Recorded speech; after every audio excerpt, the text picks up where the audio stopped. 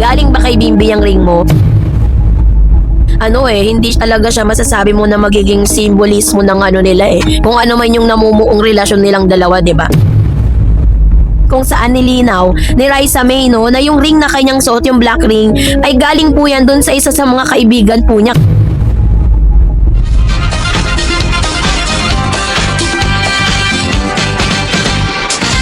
Miss Raisa May Dizon, abay ganito nga nilinaw ang patungkol sa issue ng mystery friendship ring na kumakalat ngayon sa social media. Kanino nga ba ito galing? Galing nga ba talaga ito kay Bimbi? Yun po yung i-fact check natin kasi sa isang live po ni Miss Raisa May, nilinaw niya po ang detalye patungkol dyan. So bago yan, of course, if you haven't subscribed yet to my YouTube channel, please don't forget to like, share, updates. Of course, panoorin po muna natin ang video clip kung saan it was taken doon po sa isang live video ni Miss Raisa May bilang paglilinaw doon po sa mga issues na kumakalat ngayon. Let's watch this.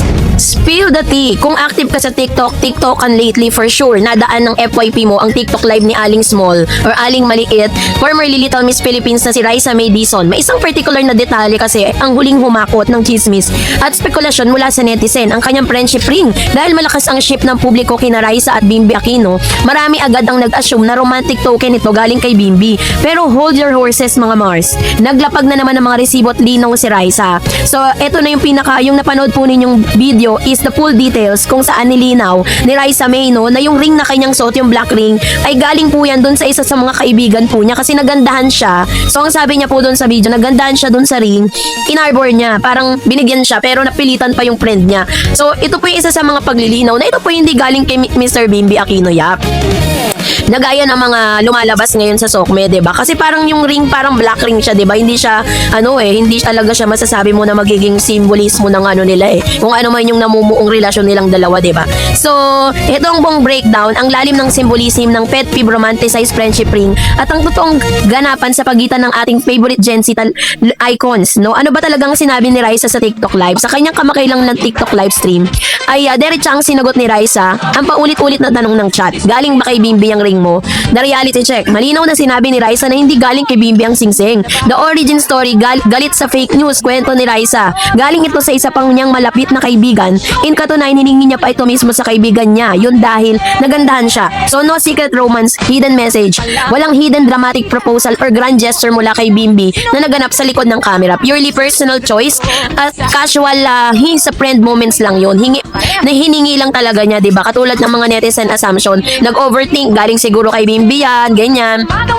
Kaya naman sa Raisa TikTok live, finact-check na po yun. Hiningi ko lang to sa friends ko, guys. So, ano ba ang meaning kapag binigyan ka ng ring ng friend mo? Gawin nating real talk. Sa society natin kasi, may malaking cultural weight ang singsing. Kapag may nagbigay sa'yo ng ring, ang automatic brain response ng karamihan, OMG, romantic commitment na ba to? Next level na ba? Pero kapag tinignan natin sa Gen Z lens at sa kaso ni Bimbi at Raisa, ito ang pwedeng kahulugan ng ring gifting o pagkakaroon ng matching rings. The friendship rings or the platonic soft launch. Sa modern friendship culture, ang rings ay hindi na exclusive para sa engagement or wedding.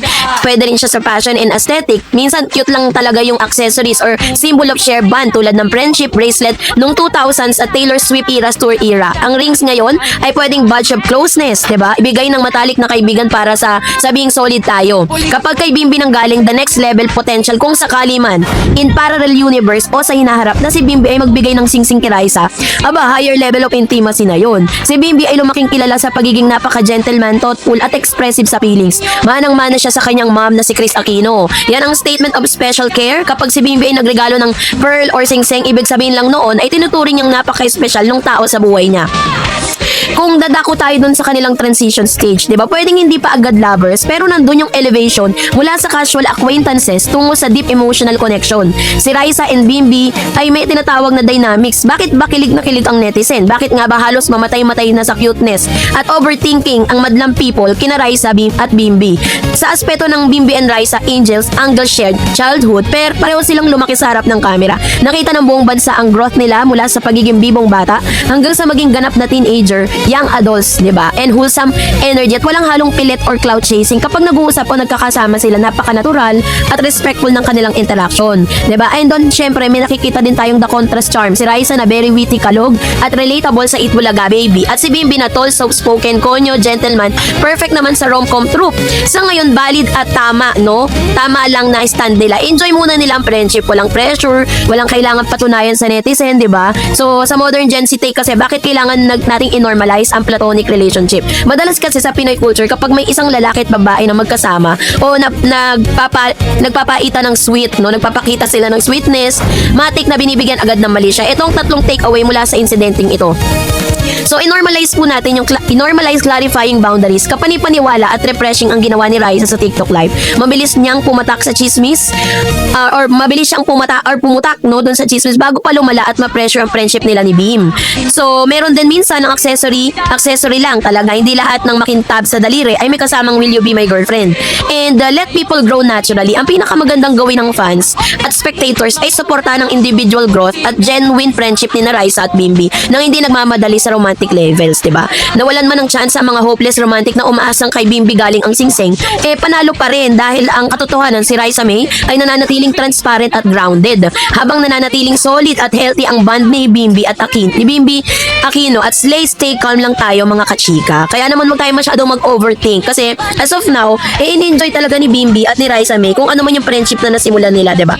At maganda yon kasi sa simula pa lang, pinagtitibay na po nila yung kanilang samahan. Para wag masyadong ma-pressure, diba? Para wag masyadong magmadali, diba? Mas maganda pa rin talaga na dumaan sila dun sa level kung saan kinikilala nila ng gusto yung isa't isa.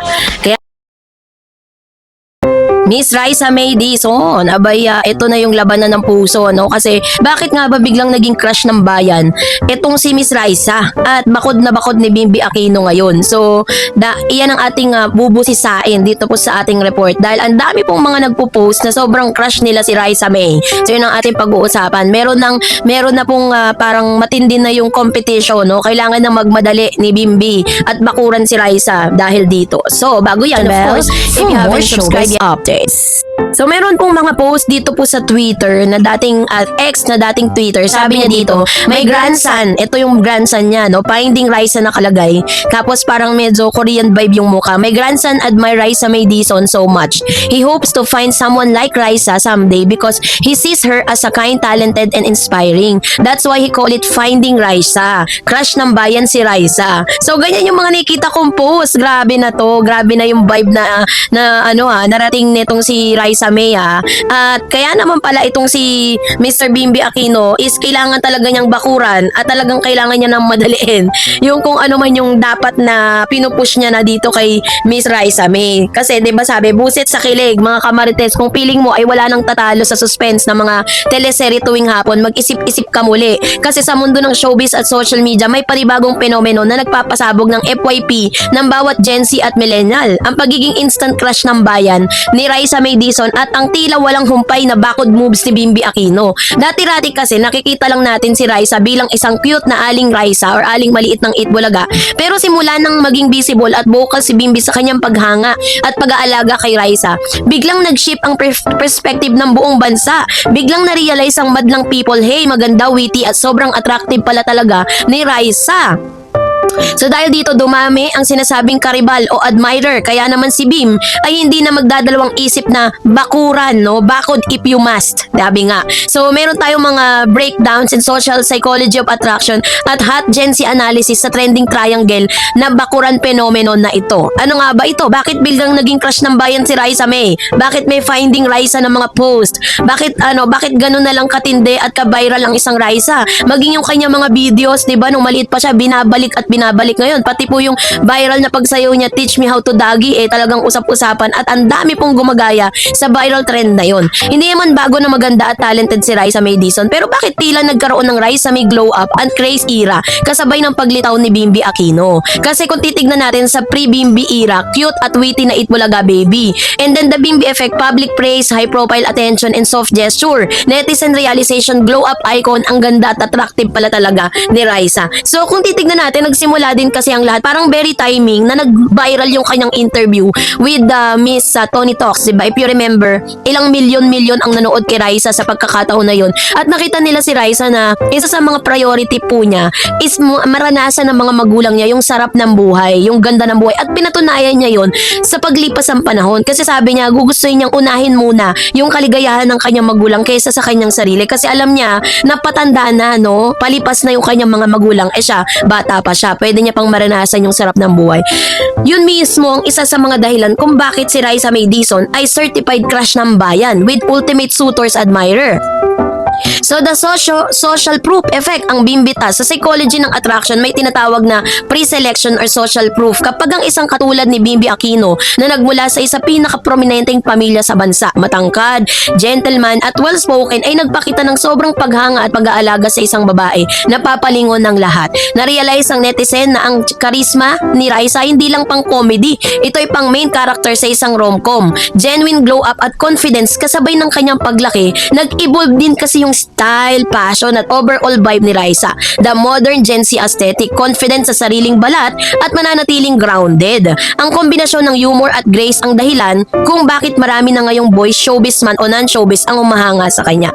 So ang resibo, paano nga ba mambakod si Bimbi Aquino nang magsimulang maging crush ng bayan si Raisa at naglitawan ang mga sinasabing karibal o iba pang nagpaparamdam sa paligid?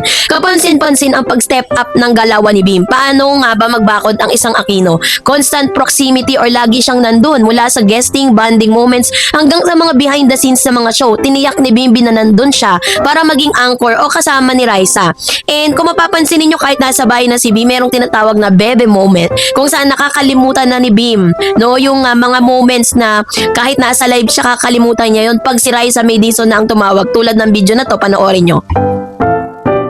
Yung pong video na yon, isa yan sa mga video clip kung saan nag-trending din yan kasi parang habang nagla-live si Bim, biglang tumawag si Raisa at nakalimutan na ni Bim na meron pala siyang live na ginagawa, diba? Ganun pala talaga siya na kapag si Raisa na yung tumawag. Very attentive itong si Mr. Bimbi Aquino, diba? Tuwing magkasama si... She's awake.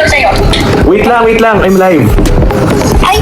Papa Jack, live. Wait lang! Wow, nakita ko na yan, Deb. Dito ko namin po na, may mag-alo. Okay, wait lang. Wait. I will close lang. How do I close this one? Ano ba yung Sa pagkakataong ito, habang nagla-live si Mr. Bimbi Aquino Yap dito, biglang tumawag si Raisa May. Dito na tumigil ang mundo ni Bim. Na makikita natin dito, medyo nakamute na yung kanyang audio kasi parang inutusan siya ni Raisa na wag iparinig kung ano man yung pinag-uusapan nila. So nakikita natin sa itsura ni Bim dito na sobrang happy niya. Siyempre, ngayong araw kasi ng Martes hindi sila napanood sa Itbulaga. So kahit pala hindi sila nagkikita, continuous pa rin yung kanilang communication, ano. At hindi rin po totoo ito nagdidepang sa mga issues na meron silang tampuhan at may selosang nagaganap dahil still ay may kita natin na magkasundo pa rin silang dalawa. Pero nakakatuwa lang kasi kailangan talagang i-mute, ano, at hindi pwedeng iparinig kung ano man yung mga personal nilang pinag-uusapan dito. Kaya tingnan nyo, bigla tayong iiwan ng live, o diba? Wala na siya, umalis na, nakalimutan niya na nagla-live siya. Kapag kausap niya na si Raisa May, wala na, humihinto na talaga yung mundo ni Bimbi Aquino. Kaya sige, papanoorin pa natin ang mga susunod na kabanata. Pinutol ko na yung pinaka-long na pag-aantay kasi maraming mga comments dun sa comment section na nawala na raw si Bim pagkatapos tumawag ni Raisa May at hindi niya alam na napabayaan niya na yung live, no, diba? Tuwing magkasama si Raisa lang ang pansin ni Bim, public act of service mula sa pamimili ng damit, pagbibit ng mga gamit hanggang sa pagiging sentimental sa mga regalo at pangako. Pinaramdam lang naman ni Bimbi na lahat ng pribileyo ang makasama si Raisa.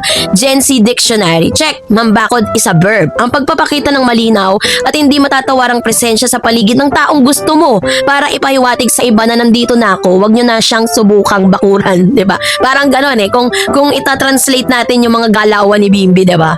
And comparative matrix, casual friends versus bakod mode, para mas maintindihan natin kung bakit nagwawala sa kilig ang netizen. Pag ikukumpara natin kasing ordinaryong pagkakaibigan sa protective bakod mode na nakikita kay Bimbi, yung kanyang behavior just a casual friend. Bimbi bakod mode, reaction to admirer, hinahayaan lang o nakikita ng asara ng iba, nagiging mas attentive, tumatabi agad, nagpapakita ng extra care, public gesture, normal na hi at bye, high tired gesture, shopping treats.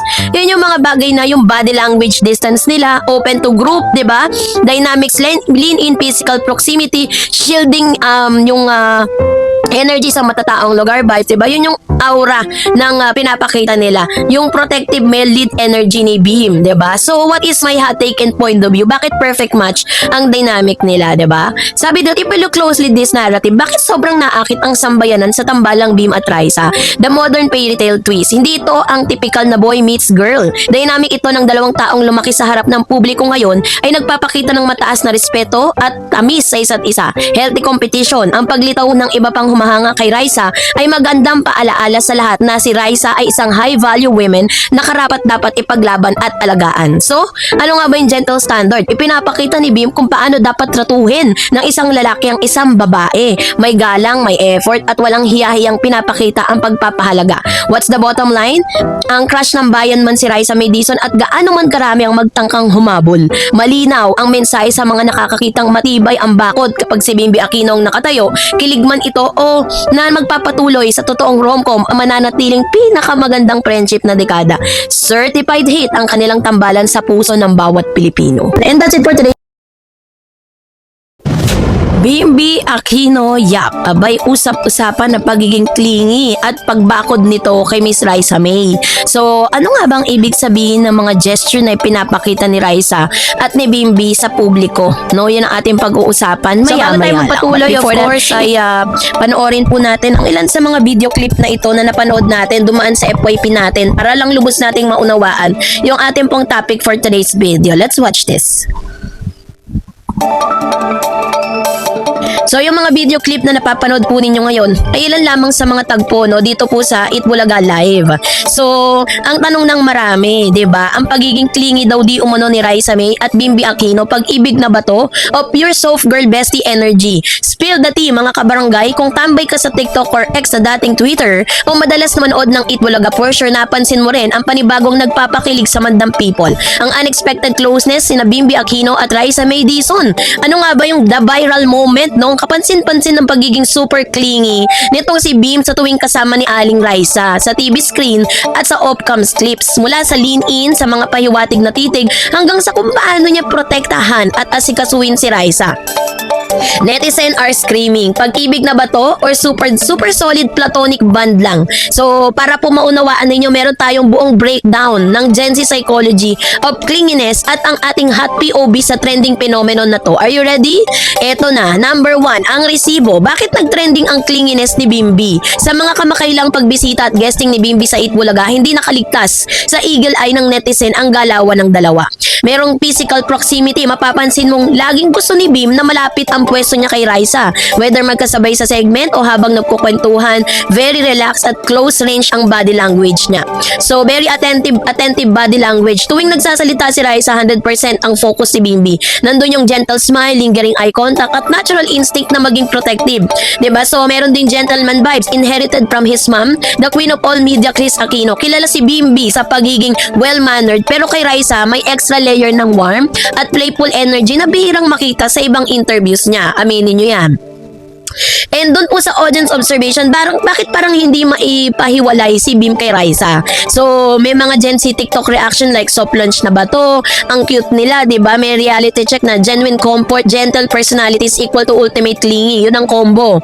So, ano ba talagang ibig sabihin kapag ang isang lalaki ay very clingy sa isang babae? Kasi sa Gen Z dating dictionary at body language psychology, kapag ang isang guy ay kapansin-pansin ng pagiging clingy sa isang babae, pwedeng pumalo yan sa apat na magkakaibang kategorya. Yan ha. So, ito yung number 1, the comfort zone. Ito po yung indicator na pinapahiwatig dito ni Mr. Bimbi na parang safe space nila ang isa't isa. Lumaki kasi si Bimbi sa ilaw ng camera pero nakaranas din ng privacy na malayo sa showbiz. Ang isang tulad ni Raisa na napaka-warm, witty at walang plastic ay nagsisilbing safe space. Kapag komportable ang isang lalaki sa aura ng babae, na idadrop niya ang kanyang showbiz guard o awkwardness. Yung the clinginess might simply mean I feel extremely safe and comfortable around you. Katulad po nating mga ordinaryo, diba? Na kapag katabi natin yung ating pong boyfriend, girlfriend, o kaya naman yung asawa natin, parang feeling natin, ligtas tayo, safe tayo eh. Ganon din po yung nararamdaman nitong si Bimbi tuwing kasama niya si Raisa.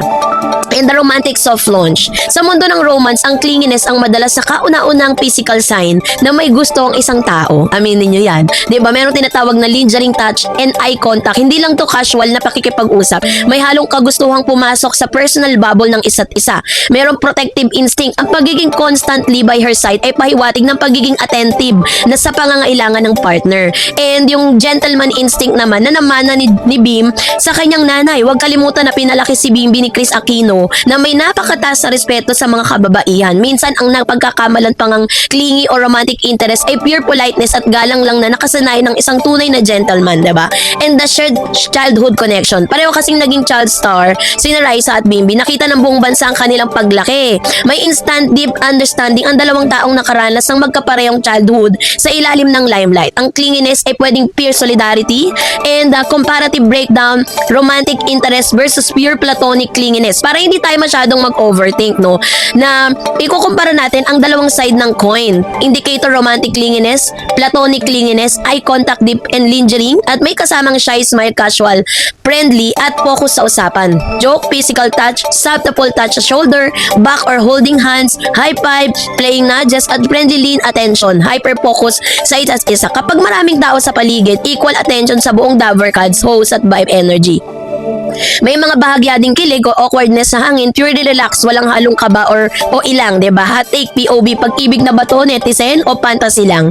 So he is may honest Gen Z perspective sa tambalang Bim at Raisa. Let's them cook and enjoy their vibe. Maganda ang synergy nila. Bagay na bagay ang kontra. Si Raisa ay napaka-relatable, kalog at mabilis ang hirit. Si Bimbi naman ay polite, soft-spoken at napaka-sweet. So meron tinatawag na direct reflection. Ito yung magandang chemistry sa screen man o off-cam. Huwag nating i-pressure yung romance. Mabilis ang Pinoy showbiz fans na maglagay ng label. Mag-shota na yan, magkarelasyon na yan. Pero mas maganda kung papanoorin natin silang nag-i-enjoy bilang magkaibigan. And kung ano man ang antas ng kanilang closeness, a win for a healthy masculinity. Nakakatuwang makakita niyang yung young male celebrity na tulad ni Bim na hindi natatakot magpakita ng sweetness at pagiging attentive at gentle touch nang walang kinatatakutang judgment. Ang bottom line ng lahat ng ito, ang love story man ito o pablossom pa lang o simpleng top tier bestie energy, walang duda na panalo ang tambalang Bimbi at Raisa sa puso ng mga tao. Nagbibigay sila ng wholesome, napaka-good vibes, 'di ba? At nakakakilig na freshness sa ating panonood. Kaya naman stay tuned lang tayo, no? Sa susunod nilang bonding moment sa Itbulaga. So sa ngayon, let's enjoy the moment kasi nandun sila sa stage kung saan talagang sila kinikilala nila ng maigi yung isa't isa. Sabihin na natin na parang pinagtagpo muli sila at dito po talagang naging makatotohanan yung tinatawag na tamang panahon. Kung tutuusin, 'di ba? Kung isipin natin, very long po yung 13 years na paghihintay para pumuli silang mag-reunite. Tapos nung nag-reunite sila, isang beses lang sila nag-reunite sa Itbulaga, pero mabilis na talagang umakyat, no? At dumami yung mga umahanga sa kanila. So ganun katindi yung naging epekto. At ngayon may Raisa, May and Bimbi craziness na ngayon sa social media. Na parang feeling ko lahat ata ng laman ng FYP ko ngayon sa TikTok, sa Facebook, sa Twitter, puro sila na lang ang laman kasi nababaliw din talaga ako sa mga mga acts na napapanood ko po sila. I hope na ganun din yung nararamdaman ninyo. Pero sa ngayon bilang isa sa mga fan, hindi muna ako nag-expect or hindi ko muna minamadali, no? Kung ano may nakikita natin sa kanila, let's enjoy the moment, 'di ba? Mas masarap kasi na bago sila pumasok dun sa relasyon na tinatawag, maayos na sila. And